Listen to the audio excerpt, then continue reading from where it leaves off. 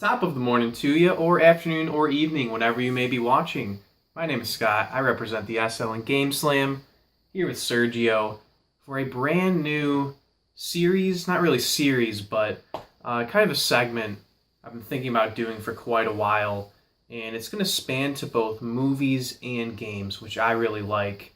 In some instances, Austin can jump in here too, but it's really just something where we can lay out our thoughts on different things.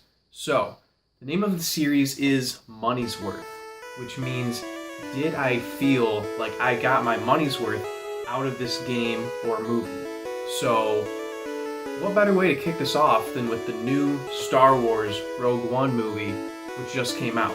No spoilers will be given in this video, but it's just how did I feel going into the movie, during, and coming out of it. So, a brief summary of the movie without any spoilers is that the main character, Jin, is the daughter of a Death Star engineer who does not want to build the Death Star, but is sort of forced to against his will. She's separated from her family and kind of stumbles upon joining the rebellion just because she wants to save her father. That's sort of the gist of it, and it is between episodes 3 and 4 in the timeline. So, going into it, I actually had higher expectations than most, just because I thought if you can tap into a Star Wars story apart from the episodes, there's not going to be as much hype, and there's more room to be surprised and find enjoyment. So I had pretty high expectations. One thing I will say is I saw the movie at midnight on the Thursday night it came out, and I had been up since 5:15 in the morning. So I was struggling to maintain an alertness and a level of attention during the entire movie, but I paid attention for the most part. So the characters in the movie is one thing I want to touch base on. Did I feel like I connected with the characters? Well, Jin, the main character, I say yes. I feel like she was a good, strong female lead. They didn't try to make it too much pro-feminism, anything crazy like that. So I enjoyed Jin, and the rest of the main characters just kind of were okay. Their names, for the most part, kind of escaped me. Didn't even say them that much in the movie. But another one I want to highlight is the droid, K2SO. It's an Imperial droid that's reprogrammed. Really funny, sense of humor. They don't try to recreate C-3PO. It's its own thing. So I enjoyed K2SO a lot. The main bad guy was, I wrote his name, Director Krennic. He's the guy that played Daggett in The Dark Knight Rises. I kind of found that connection. He was okay. Kind of a weak lead, but, if they had a really strong antagonist, then it would have been kind of strange, because it'd be like, hey, where were you in episode 4? Getting down to the parts of the movie that I found surprising and also found to be interesting as it pertains to the Star Wars series. Darth Vader makes more than one appearance, and I'm not gonna lie, he kind of saved the movie for me. I was kind of on this slow downturn with it. I was trying to find positives as the plot really stretched out, but Darth Vader saved it. He would come in and then just instant action. So Vader cameo was great. They did do a CG recreation of Governor Tarkin from episode 4, maybe he's in 5 as well, the Imperial officer, and they did a good job with that. I will say he kind of looked like the bad guy from Up. If you saw the movie, you'd probably agree. One thing that was hard for me to get over, which probably wasn't like this for most people, was the good guy, Jin's father, was the bad guy from Casino Royale, 007. And as much as, to the plot, he was this great guy, he was doing great things, he was rebelling against the Empire, I was like, I don't trust him.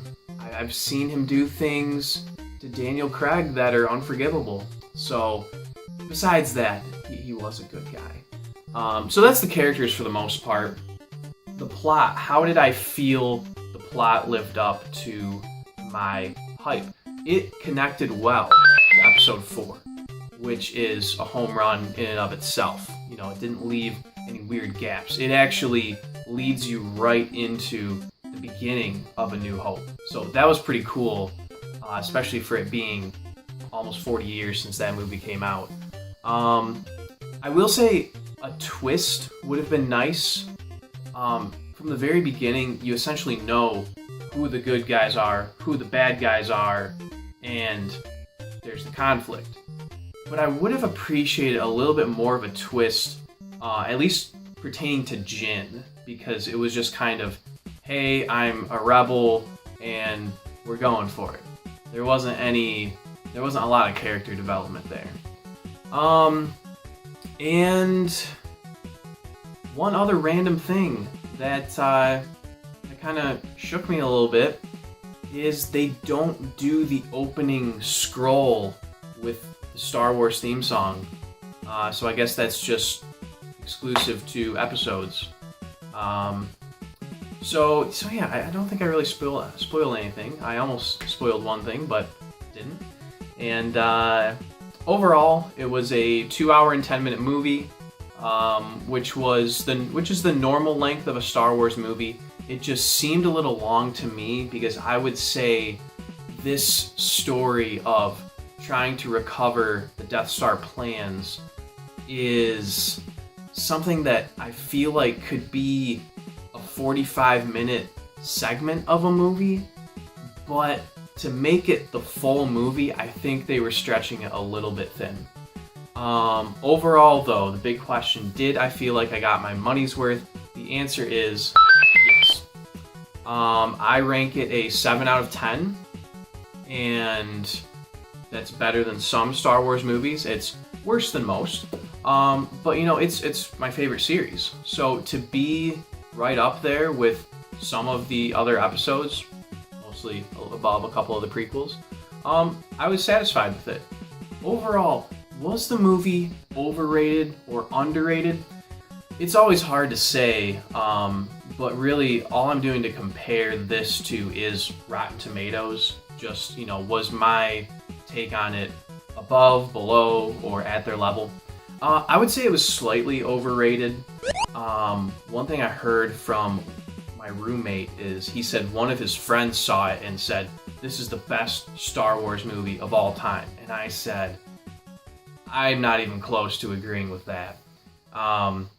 Maybe it's just because of the hype, maybe it's just because he just saw it, but I think this movie was a little bit overrated just because it lacked a full character development for Jin. I think it was stretched a little thin, and it was more of a smaller plot than the gravity of the episodes of the large-scale Star Wars series saga. So overall, I think it was a little bit overrated, but as a standalone movie, I do think I got my money's worth. I would recommend people see it. And that's going to do it for us here at GameSLAM. So let me know your thoughts down below, and we will be back with another installment for another movie or another game. So thank you so much for watching, and we'll see you later. GameSLAM, signing off.